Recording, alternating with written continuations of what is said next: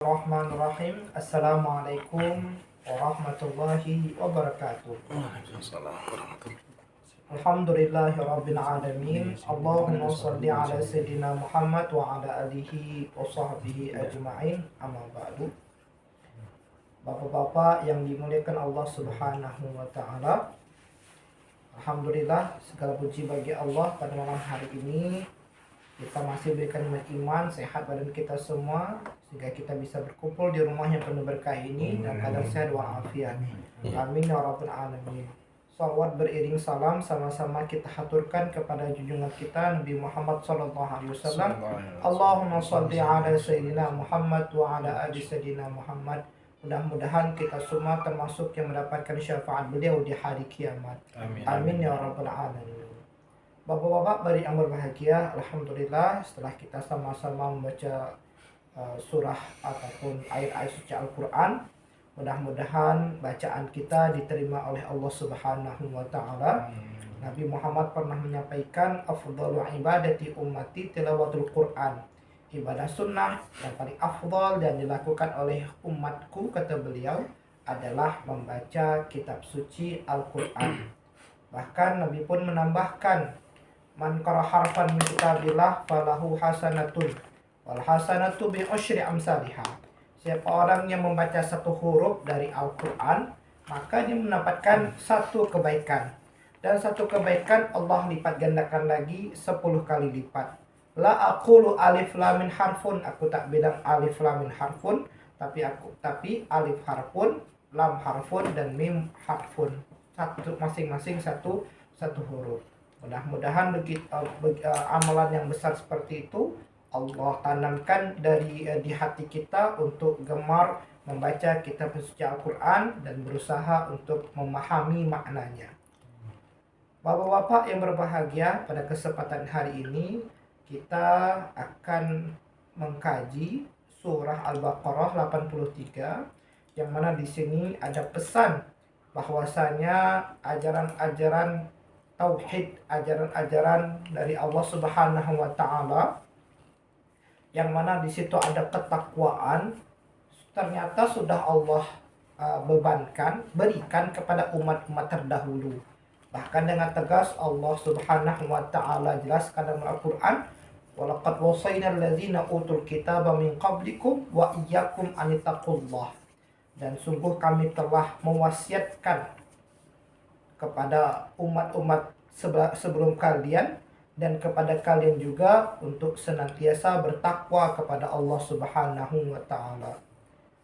Salah satu ataupun beberapa hal yang Allah Subhanahu wa taala perintahkan kepada umat-umat terdahulu, Allah Subhanahu wa taala berfirman, A'udzubillahi minasyaitonir rajim.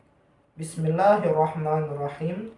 Wa iz akhadna mitsaqa bani Israila la ta'buduna illallah wa bil walidaini ihsana wa zil qurba wal yatama wal masakin wa qulu lin nasi husna wa aqimus salata wa atuz zakah summa tawallaitum illa qalilan minkum wa antum mu'ridun.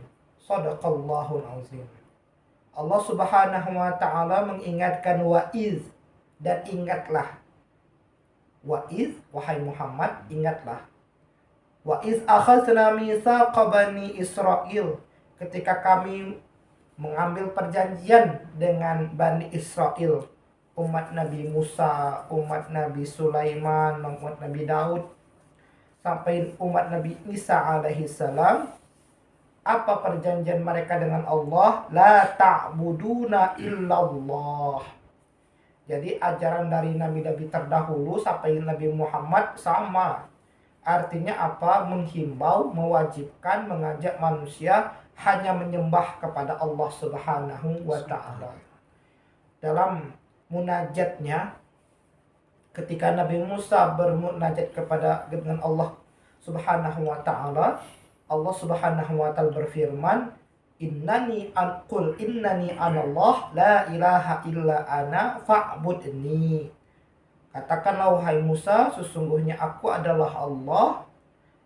La ilaha illa ana, tidak ada Tuhan kecuali aku, kata Allah Subhanahu wa taala.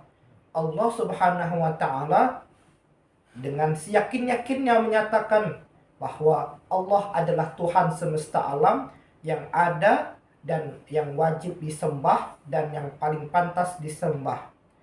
Karena dalam kitab-kitab suci lainnya tidak ada pernyataan yang tegas, yang gamblang, yang sangat jelas bahwa mereka mengakui mereka Tuhan. Karena fitrahnya manusia ini, Bapak-bapak sekalian, tahu bahwa kalau mereka bukan Tuhan, dia tak berani menyatakan diri Tuhan. Kalau yang betul-betul merasa dia adalah Tuhan, dia akan menyatakan diri saya adalah Tuhan. Maka dalam Al-Quran menunjukkan bahwa Allah Subhanahu wa taala, Tuhan semesta alam, menyatakan Allah adalah Tuhan. Fa'bud ini, maka ketika kita Bapak sekalian sudah betul-betul yakin Allah adalah Tuhan kita yang menciptakan kita semua, fa'bud ini, maka sembahlah aku. Maka sembahlah aku. Konsekuensi dari iman kita adalah beribadah kepada Allah Subhanahu wa taala. Ya Allah, bagaimana cara kami untuk beribadah? Wa aqimis sholata li dzikri, dan didirikanlah sholat untuk mengingatku. Artinya apa?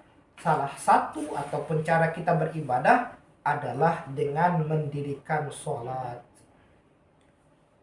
Wa bil walidaini ihsana, dan kepada orang tua kita berbuat baik, berbakti. Allah Subhanahu wa taala menggandengkan antara ibadah kepada Allah dengan berbakti kepada orang tua.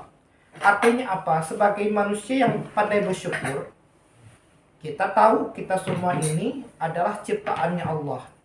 Keberadaan kita tak lepas dari kekuasaan Allah Subhanahu wa taala. Tapi adanya kita di muka bumi ini melalui wasilah kedua orang tua kita. Kita dilahirkan, kemudian dibesarkan sampai seperti saat ini, maka kewajiban kita adalah berbuat baik kepada orang tua kita. Bahkan salah satu Bapak sekalian yang mendatangkan rezeki, mungkin kita sudah bekerja, kita sholat jaga 5 waktu, yang harus kita perhatikan jangan sampai melupakan mendoakan kedua orang tua kita setelah sholat. Aku udah sholat tepat waktu, tapi kenapa rezekiku masih seret-seret aja? Oh, ternyata ada yang kita lupakan, mendoakan orang tua. Mendoakan orang tua itu salah satu kunci mendatangkan rezeki.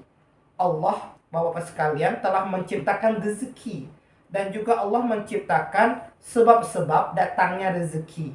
Salah satu yang paling utama adalah sholat pada waktunya. Kunci. Kenapa? Ketika kita sudah menjaga sholat, insya Allah rezeki dipermudah oleh Allah Subhanahu wa taala. Tapi haruslah digandeng dengan berbakti kepada orang tua. Makanya kalau mendoakan orang tua, mengistighfarkan orang tua, salah satu usaha mendatangkan rezeki. Begitu juga salah satu yang menghambat rezeki kita datang adalah lupa untuk mendoakan orang tua. Lalu wazil kurba, nah kerabat, kepada handai taulan, sanak famili, harus kita jaga silaturahim kita. Harus kita jaga bagaimana kita berbuat baik kepada mereka. Baik kita kepada orang yang lebih tua daripada kita, ataupun kita kepada orang yang lebih muda daripada kita. Maka Nabi Muhammad SAW sangat menekankan dalam masalah menjaga hubungan baik ini, baik orang tua kepada yang lebih muda, yang lebih muda kepada orang tua. Beliau menyampaikan, laisa minna, bukan daripada golongan kami. Man la yarham shaghirana, yang tak sayang dengan orang yang lebih muda daripada kami ataupun yang lebih muda, walam yuwaqir kabirana, dan tak pandai menghormati orang yang lebih tua. Artinya apa? Ajaran Islam ini sangat-sangat menjaga.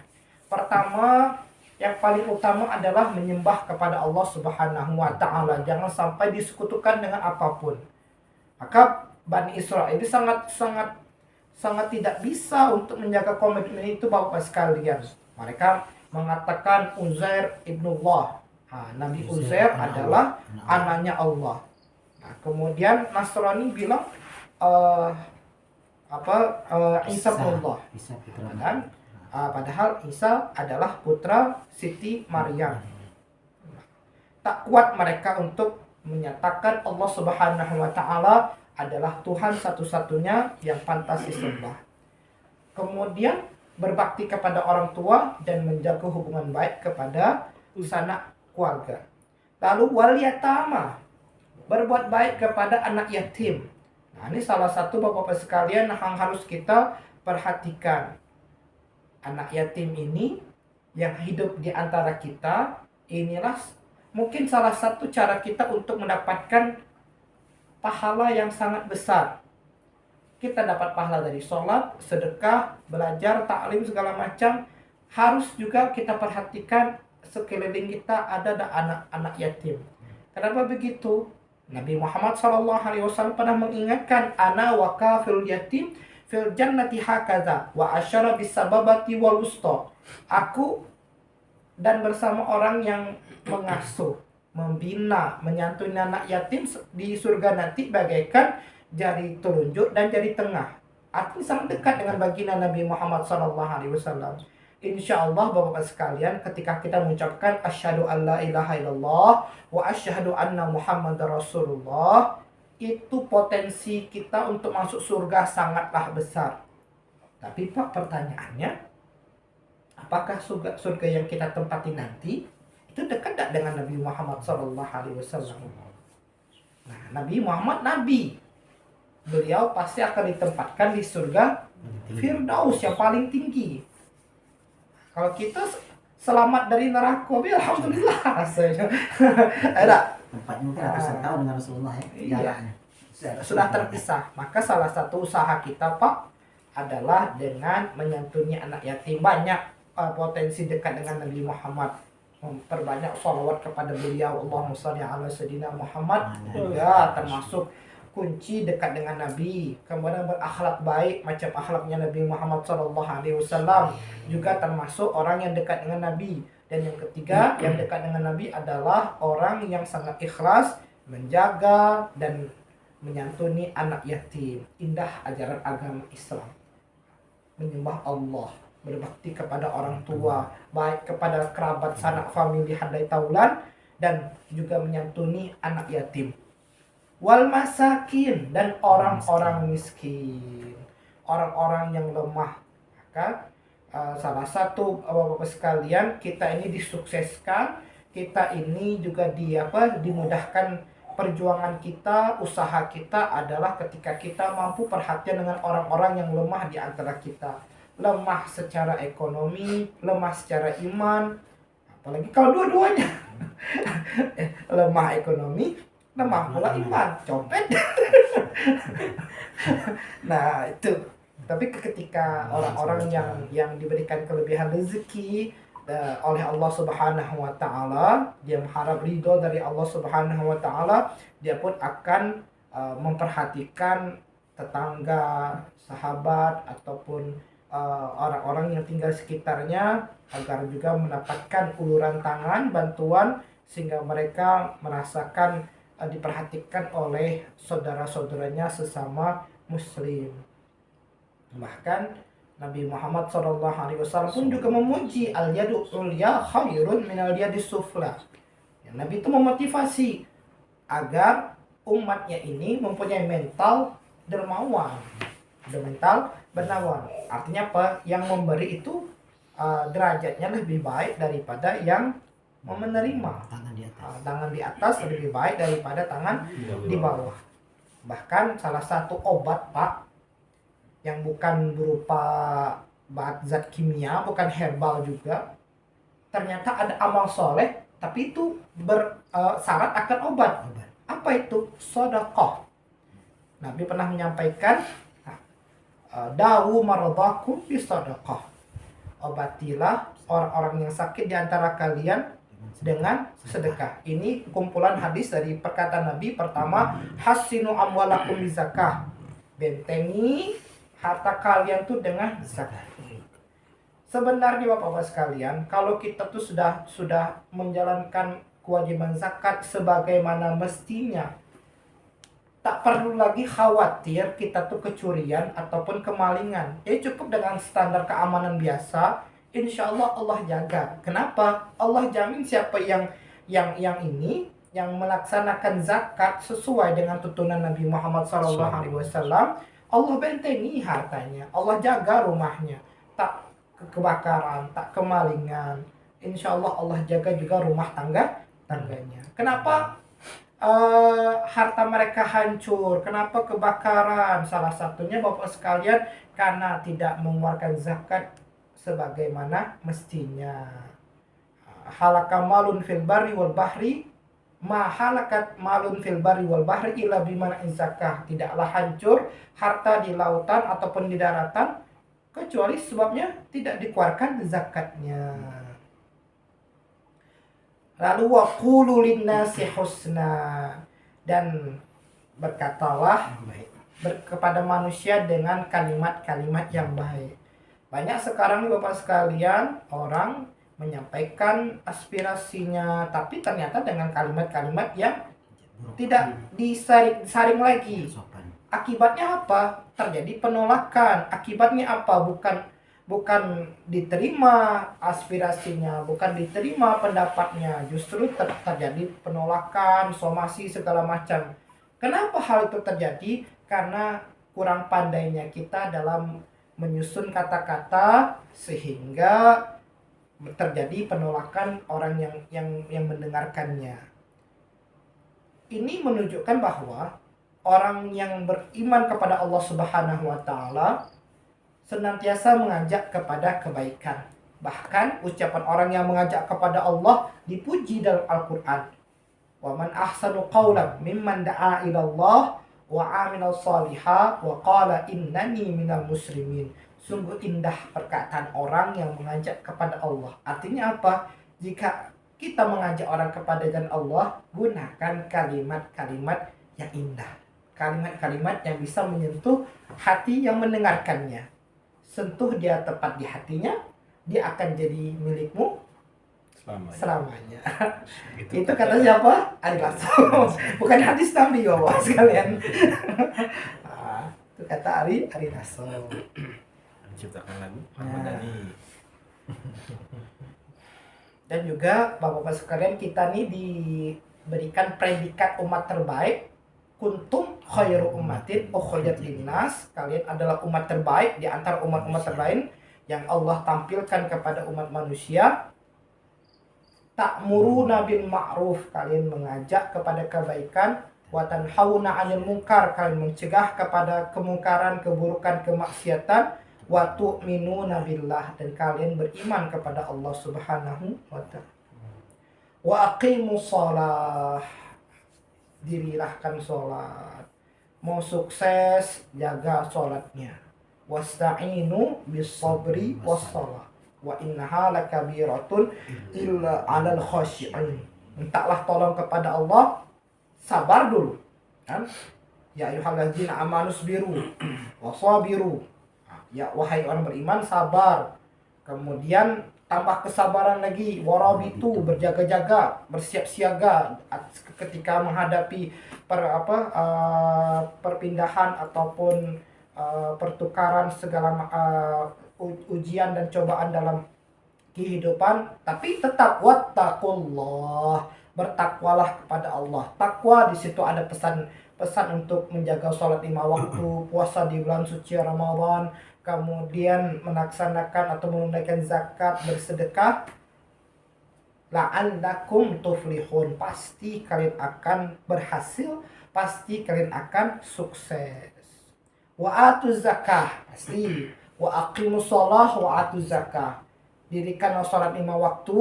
Rezeki kalian Allah murahkan, rezeki kalian Allah lancarkan. Ingat, kewajiban kalian adalah menunaikan zakat sebagaimana tuntunan Rasulullah Shallallahu Alaihi Wasallam. Tetap karena bahkan para ulama mengatakan az-zakatu ukhtus shalah.